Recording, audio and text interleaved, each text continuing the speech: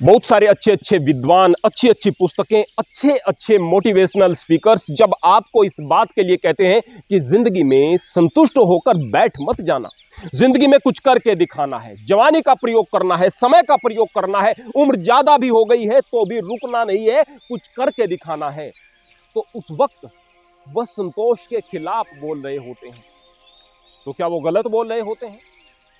और जब धर्म कहता है कि कब तक दौड़ोगे, कहां तक दौड़ोगे और केवल आप चीजों के पीछे भागते रहोगे तो बस कुत्ते बन जाओगे, हालत खराब अपनी कर लोगे, दिमाग आपका नहीं भरेगा, आपके पास पैसा आ गया, मन आपका नहीं भरेगा, आप कुछ भी करते चले जाओ, आप कहां पर रुकोगे? इसलिए जिसके पास में संतोष है वही धनवान है। चाह गई चिंता मिटी, मनवा बेपरवाह, जाको कुछ नहीं चाहिए वह साहनपति साह। धर्म कहता है, कबीर साहब कहते हैं कि यदि बादशाह होकर भी, यदि राजा होकर भी मांग शेष बची हुई है तो क्या है? भिखारी हैं। जिसको कुछ नहीं चाहिए वह शाहों का शाह है। तो दोनों बातें विपरीत दिखाई दे रही हैं, बिल्कुल उल्टी दिखाई दे रही हैं। या तो संतोष का महत्व नहीं है या फिर इस तरह से हर वक्त कुछ करते रहने का या जीवन में उत्साह के साथ में अपने लक्ष्य की तरफ बढ़ने का कुछ महत्व नहीं है।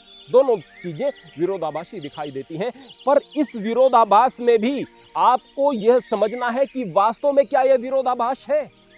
यही धर्म है, यही ज्ञान है, यही विवेक है। ऐसे दो राहें आपको बार बार जिंदगी में मिलेंगे। आइए अब हम समझते हैं। यदि आप धन के पीछे भाग रहे हैं और केवल धन को ही सब कुछ समझ रहे हैं तो निश्चित रूप से यह धन आपको बर्बाद कर देगा। और यदि आप कुछ काम न करने की अपनी आदत को, अपनी अकर्मण्यता को संतोष का चोला ओढ़ाकर कि बस मैं तो संतुष्ट हूं लेट जाएंगे तो सृष्टि कर्म रुक जाएगा, विकास रुक जाएगा, न कुछ आविष्कार होंगे, नई नई खोज नहीं होंगी, समस्याएं आएंगी तो उन समस्याओं के रास्ते नहीं निकलेंगे, तो फिर यह दुनिया कब की समाप्त हो गई होती। यदि ऐसा ही होता, उन लोगों के भरोसे यह दुनिया चलती। पहले जनसंख्या कम थी तो भी खाने को खाद्यान्न नहीं मिल रहा था, आज जनसंख्या बहुत ज्यादा है फिर भी खाने को बहुत कुछ मिल रहा है पहले की अपेक्षा, क्योंकि ज्यादा से ज्यादा चीजों को उगाने के लिए नई नई टेक्नोलॉजी का आविष्कार किया। आविष्कार किसने किया? जो रुक कर नहीं बैठ गए, जो संतुष्ट होकर नहीं बैठ गए कि जितना मिल रहा है तो ठीक मिल रहा है। तो फिर यह चक्कर क्या है, यह माजरा क्या है, इसको समझें कैसे? आइए इसको समझने का प्रयास करते हैं। जब हमारे दिमाग में केवल हवस होती है, हमारे दिमाग में केवल चीजों को प्राप्त करने की भावना होती है, उस वक्त हम गलत रास्ते पर होते हैं। हम पैसा कमा रहे हैं और हमें ऐसा लग रहा है कि केवल पैसे से ही सुख है, तो हम गलत रास्ते पर होते हैं। हम पैसा कमा रहे हैं इसलिए कमा रहे हैं कि मेरे परिवार की जरूरत है, मेरे घर की जरूरत है, समाज की जरूरत है, जो भी काम होगा पैसे से होगा, लोगों की सहायता होगी पैसे से होगी, माँ बाप के लिए कुछ कर पाऊंगा पैसे से कर पाऊंगा, अपने लिए जरूरतों की पूर्ति कर पाऊंगा तो पैसे से कर पाऊंगा, इसको मैं साधन बनाकर और अच्छे काम करूंगा इसलिए पैसा चाहिए। तो निश्चित तौर पर यह पैसा आपके लिए अच्छा होगा। संतोष का मतलब यह होगा कि जिन चीजों को आप बदल नहीं सकते उनको स्वीकार कर लें। यदि आप गरीब हैं, गरीबी को आप स्वीकार करके बैठ गए तो यह कायरता है, क्योंकि आप अमीर बन सकते हैं, मेहनत कर सकते हैं, आपको प्रयास करना चाहिए। लेकिन आपको पत्नी खूबसूरत नहीं मिली या वह बदसूरत हो गई आपकी पत्नी, आप उसके प्रति प्रेम का भाव नहीं रखते हैं, सम्मान का भाव नहीं रखते हैं, संतुष्ट नहीं हो जाते हैं, तो यह आपकी वासना है। जिस चीज को आप नहीं बदल सकते, आप माँ बाप को नहीं बदल सकते, आप उन्हें बहुत ज्यादा समझा भी नहीं सकते, वो खराब मिल गए हैं, संतुष्ट हो जाइएगा। और ऐसा समझ लीजिएगा कि यदि यह धार्मिक नहीं है और गलत आचरण करने वाले हैं, लोगों के साथ भी माँ बाप है, नहीं बदल सकता, संतुष्ट हो जाइएगा। जितना कुछ बेहतर कर सकते हैं वो बेहतर करने का प्रयास करें। जिस चीज को आप नहीं बदल सकते वहां पर अपने मन को खराब न करके उसको स्वीकार कर लेना संतोष है। और जिस चीज को आप बदल सकते हैं उस चीज को बदलने के लिए, यदि वो बेहतर है, उसको बदलने के लिए पुरुषार्थ करना, यह पुरुषार्थ है, यह मेहनत है, यह कामयाबी के लक्षण है, यह अच्छे आदमी के लक्षण है।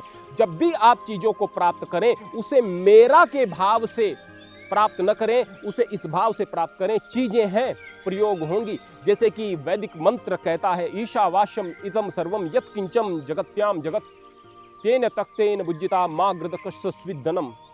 ईशोपनिषद प्रथम मंत्र आता है, यजुर्वेद का एक भाग। क्या कहते हैं कि जो भी कुछ है संसार में वो ईश्वर का है। मेरा समझ करके कमाया या प्राप्त किया चीजों को तो दिक्कत, और ईश्वर का समझ लिया तो सारी की सारी चीजें सही हो जाती हैं। एक भाव अंतर डाल देता है। आज आपको गाड़ी मिल रही है, गाड़ी में चलिएगा, कल पैदल चलना पड़ जाए तो मेरे मालिक तेरी रजा है, मेरे प्रभु तेरी इच्छा है, तेरी इच्छा में मैं प्रसन्न हूं, तेरी इच्छा में मैं सुखी हूं। इस तरह का भाव रहना चाहिए।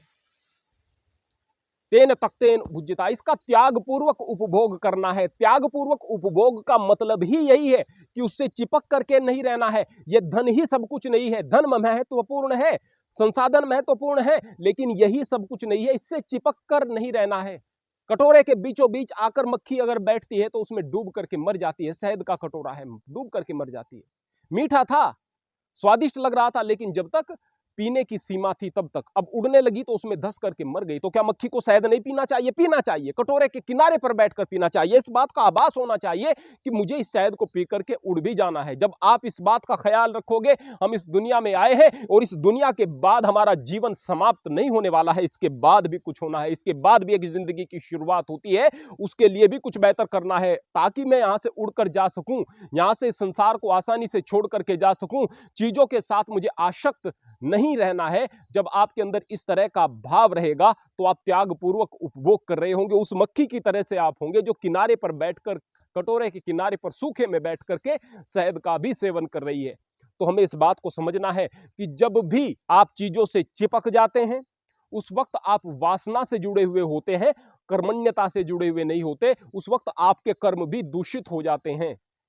और जब आप निष्काम होकर के कर्म करते हैं और इस भाव से कर्म करते हैं कि जो मिलेगा उससे मेरा भी कल्याण और लोक कल्याण भी होगा, ये जरूरत है मेरी, ऐसा नहीं कि यही मेरी जिंदगी है, ये मेरी जरूरत है, अच्छे कामों के लिए भी, अपने कर्तव्यों के निर्वहन के लिए भी, तब आप अच्छे मार्ग पर हैं। और जब आप हजार चीजों को सहन करके संतोष इस बात का करने वाले बनेंगे कि जिन चीजों को मैं नहीं बदल सकता वो मेरे प्रारब्ध हैं या परमात्मा का आदेश है।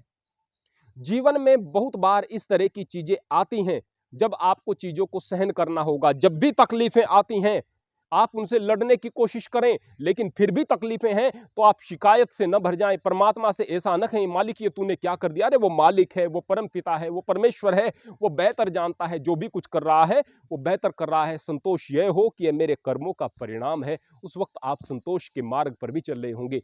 इस चीज को यदि आप समझ लेंगे, इस द्वंद्व से, इस दुविधा से बाहर निकल जाएंगे तो आप धार्मिक हैं। और जिंदगी में बहुत सारे ऐसे दोराहे आते हैं जब आपको इन चीजों का चुनाव करना होता है और इस विरोधाभास को समझना होता है। इसको समझना ही विवेक है और यही सच्चा धर्म है।